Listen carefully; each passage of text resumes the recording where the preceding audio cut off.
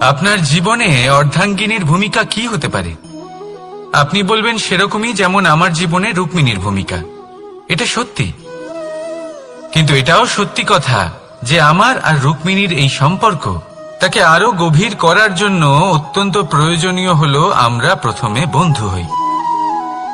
একজন ভালো স্বামী বা স্ত্রী হবার প্রথম পদক্ষেপ বন্ধুত্ব, অর্থাৎ সখা প্রেম।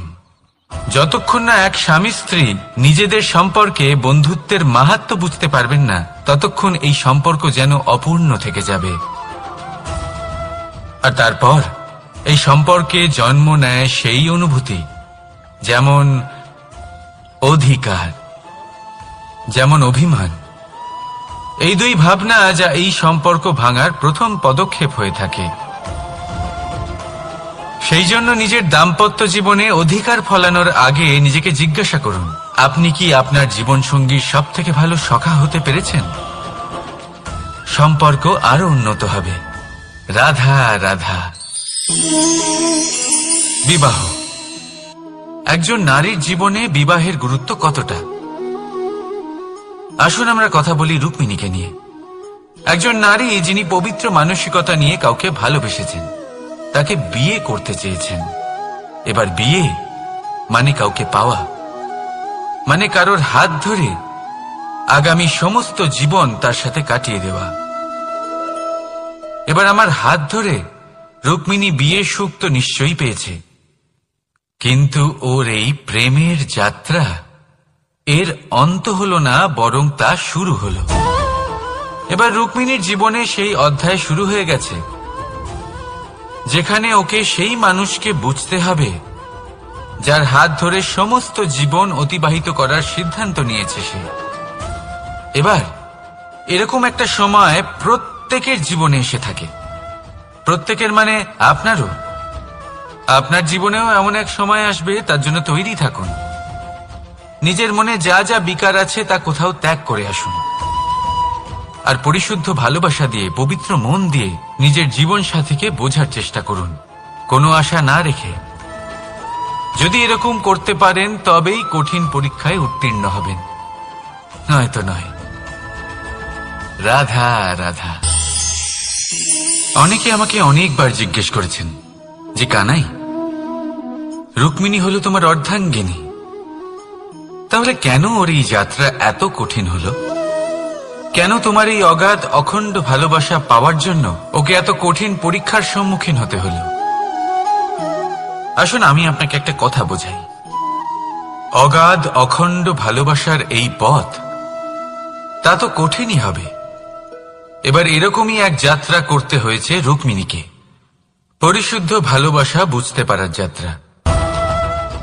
এমন ভালোবাসা যা কিনা ক্রোধ, ভয়, মোহ, অধিকার, অহংকার, হিংসা এই সমস্ত বিকারের ঊর্ধ্বে। এবার এই যাত্রায় ওকে সাহায্য করবে রাধা।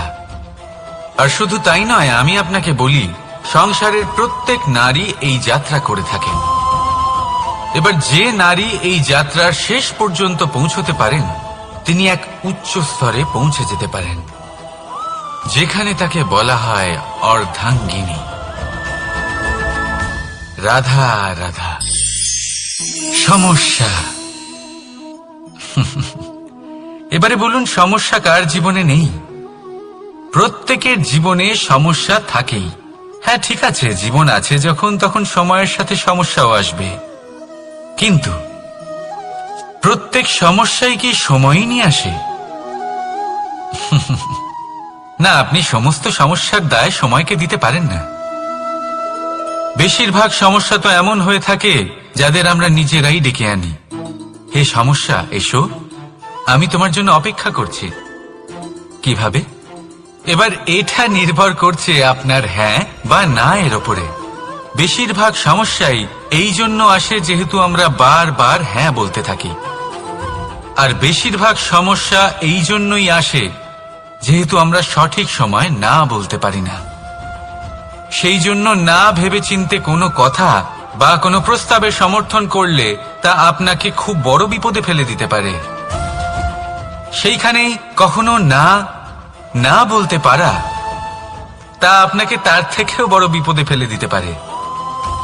তাই মনে রাখবেন এই অত্যন্ত জরুরি শিক্ষা, সব সময় খুব ভেবে চিন্তেই হ্যাঁ বলবেন আর দৃঢ়তার সাথে না বলবেন। আর বিশ্বাস করুন, আপনার জীবন অত্যন্ত সুখময় হয়ে যাবে। তাহলে আসুন আমার সাথে ভালোবেসে বলুন, রাধা রাধা। সাফল্য, সাফল্য এই পৃথিবীতে কে না পেতে চান? প্রত্যেক মানুষ চান যেন সাফল্য নিজে এসে তার কাছে ধরা দেয়। এবার সাফল্য তাদের কাছে এসে ধরা দেয় যারা নিজের পা ধরাতলে রেখে চলেন, যারা স্বপ্নের জগতে বিচরণ না করে বাস্তবের মাটিতে পা রেখে চলেন এবং তাও দৃঢ়তার সাথে। সাফল্য তারা পান না যারা বাড়িতে বসে বসে শুধু স্বপ্ন দেখেন। সাফল্য নিজে থেকে তাদের কাছেই আসে যারা নিরন্তর চেষ্টা করেন, যারা পরিশ্রম করেন আর নিজের এই জীবনকে অন্যের কাছে সফল করে দেখান। তাহলে সিদ্ধান্ত হলো আপনার। সফল সবাই হতে চান, স্বপ্ন সবাই সার্থক করতে চান। স্বপ্ন তখনই সার্থক হয় যখন পরিশ্রম করবেন, আর সাফল্য তখনই আপনার সাথে থাকবে যতক্ষণ আপনি বিনম্র থাকবেন। তাহলে আসুন আমার সাথে ভালোবেসে বলুন, রাধা রাধা। এই পুষ্প দেখতে পাচ্ছেন আপনি? কি সুন্দর এই পুষ্প। সবাই চায় এরকম কোনো এক পুষ্প সে নিজের করে নেবে, নিজের কাছে রাখবে। এবার ভাবুন, এই পুষ্প যে সম্মান পায় তা কিসের জন্য পায়? শুধু কি তাকে সুন্দর দেখতে বলে? আসুন আপনাকে একটা কথা বোঝাই। এই ফুল যখন গাছে থাকে তখন এই রূপ আমাদের আকর্ষণ করে। এই ফুল দিয়ে যদি আপনি মালা বানান, কোনো মূর্তিতে দেন, তাহলে তা সম্মানের নিদর্শন হয়। এবার এই ফুলই যদি আপনি বিছানাতে ছড়িয়ে দেন, তাহলে সেই দৃশ্য দেখে সেই সুবাসে আপনার মন পুলকিত হয়ে ওঠে। কিন্তু ভাবুন, এই পুষ্পই যদি আপনি চিতায় সাজান, তাহলে এই পুষ্পকে আর কেউ সম্মান করে না। এ কিরকম কথা? সেই একই পুষ্প এক পরিস্থিতিতে সম্মান পাচ্ছে, এক পরিস্থিতিতে নয়। কেন? কারণ এতেই লুকিয়ে রয়েছে একটা গুরুত্বপূর্ণ শিক্ষা।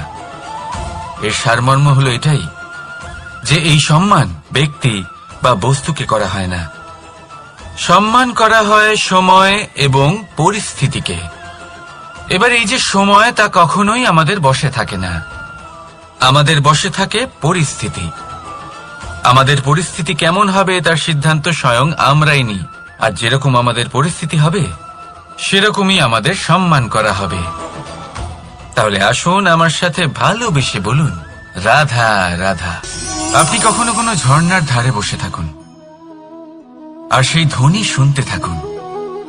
আহা হা হা, সেই ধ্বনি মনকে শান্ত করে দেয়, আমাদের মধ্যে এক আনন্দের সঞ্চার করে। একেই আমি বলি নৈসর্গিক সঙ্গীত। কখনো ভেবে দেখেছেন এই সঙ্গীত উৎপন্ন করার জন্য জলকে কত পরিশ্রম করতে হয়, কি না করতে হয়? ভেবে দেখুন, সেই জল কোথা কোথা থেকে পড়েছে, কত কত পাথরের সাথে ধাক্কা খেয়েছে, কত তীক্ষ্ণ পাথরের সাথে সম্মুখীন হয়েছে, তাকে কিভাবে পার করেছে, নিজের শরীরের সাথে লেগে থাকা সেই পাথরের সাথে কিভাবে সংঘর্ষ করেছে, কিভাবে সামনে এগিয়েছে। ভাবুন, এই সব কিছু হওয়ার পরেই সেই সঙ্গীত উৎপন্ন হয়েছে। এই ঝর্ণার এই মধুর সঙ্গীত কখনো আপনার কান পর্যন্ত পৌঁছতই না যদি সেই জলের বিরোধিতা করার জন্য সেই পাথর না থাকত। এর সারমর্ম কি হতে পারে? সারমর্ম হলো একটাই, এই সব বাধার সম্মুখীন হন, এদের থেকে দূরে পালাবেন না। কারণ এই বাধা হলো নৈসর্গিক, সবার জীবনে এই বাধা রয়েছে। তার সম্মুখীন হন, জীবনের সামনে এগোন। আর আপনিও নিজের ভেতর থেকে সৃষ্টি করুন এই নৈসর্গিক সঙ্গীত, আর এই সংসারে ছড়িয়ে দিন শান্তি আর প্রসন্নতা। রাধা রাধা। সংসারে নিয়তি অনেক কিছু নির্ধারণ করে, যেমন প্রত্যেকটি জিনিসের সীমারেখা। শরীরের মধ্যে থাকা জল, তার মাত্রাও এই নিয়তি